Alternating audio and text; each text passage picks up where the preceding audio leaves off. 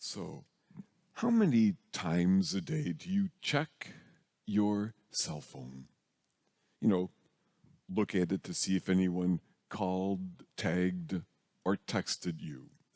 An interesting statistic, the average smartphone owner unlocks their phone 150 times a day and swipes or taps their phone 2,617 times a day. And as you probably know, many of us even do this when we are sitting face to face with someone else. FOMO, that fear of missing out, and that's real and all too real for many. We just don't want to miss that important message, that call from that special certain someone, right? Today is about the call. And sometimes, as important as this call is, we choose not to answer it. We don't pick up because we know that if we do, this call will somehow change us. Now, today, Jonah gets the call.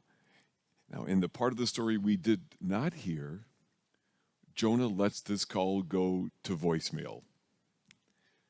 Not only that, he so doesn't want to hear this call that he throws his cell phone away, jumps into a boat to run away, to get off the grid, to try to find some place where there is no cell phone reception.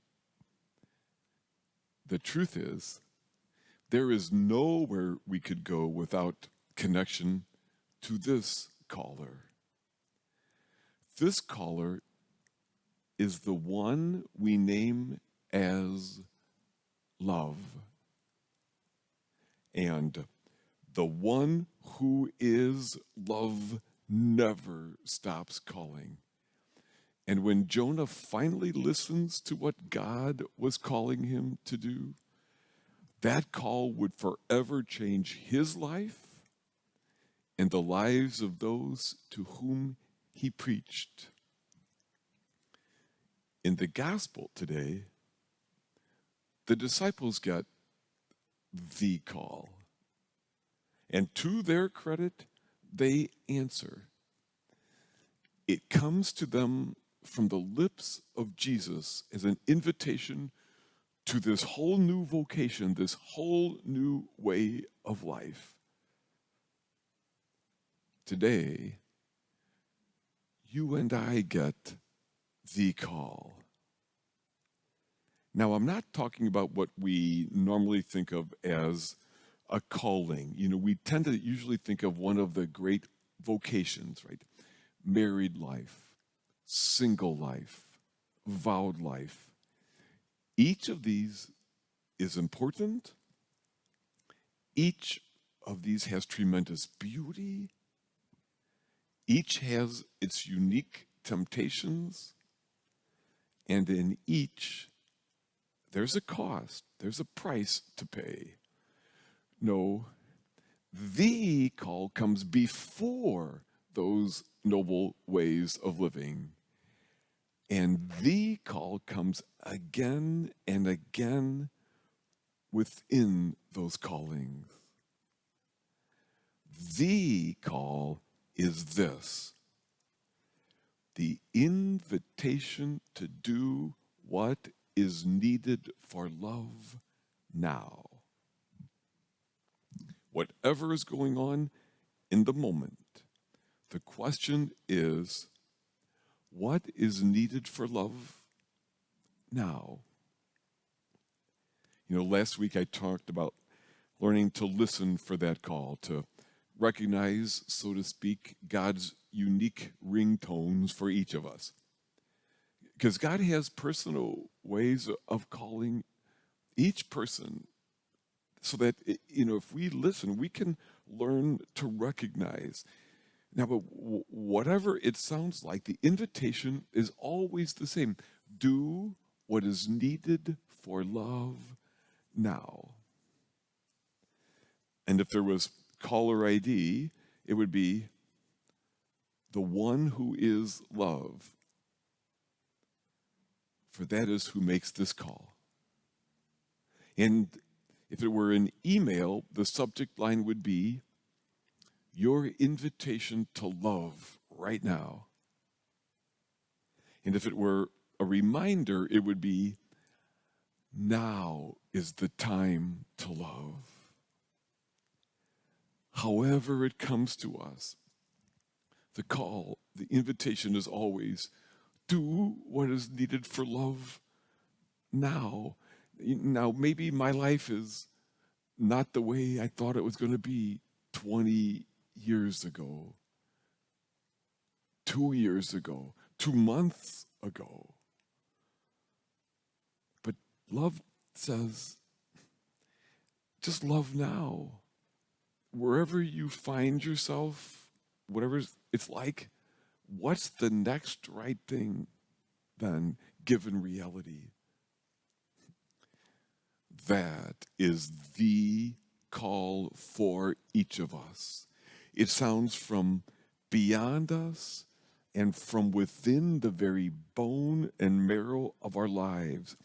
God is calling us this second and every this second.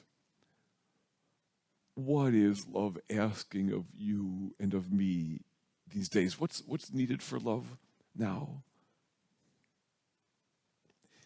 During the Civil War, President Abraham Lincoln often visited hospitals to talk with wounded soldiers. And once doctors pointed to a young soldier who was very near death, and Lincoln went over to his bedside. The president asked, "Is there anything I could do for you?" Now, the soldier clearly didn't recognize it was Lincoln, and with some effort, he was able to whisper, "Would you please write a letter to my mother?" And so the president carefully wrote down what the young man was able to say. And then he asked if there was anything else that he could do. And the young soldier said, "Would you please hold my hand? It will help me see through to the end." And in that hushed room, the tall, gaunt president took that boy's hand in his, sat there silently, lovingly, occasionally whispering words of encouragement until death came. That was what was needed in the moment. So he did it. You and I know people who are like that, don't we? People who live their vocation wonderfully.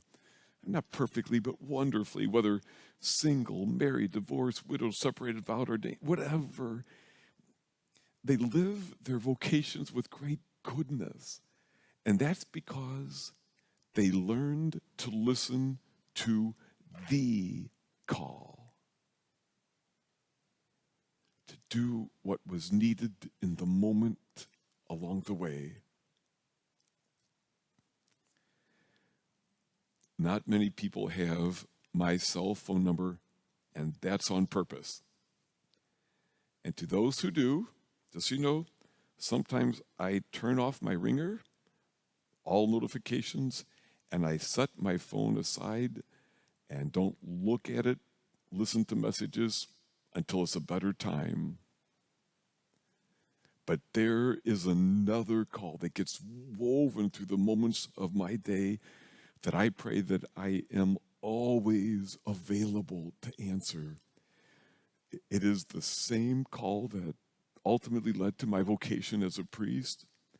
It's the call that asks me to be ready to do what is needed for love. And sometimes on a given day, it's small stuff. Sometimes it seems like it's almost too much to ask. But I tell you with all my heart, taking this call has always been worth it.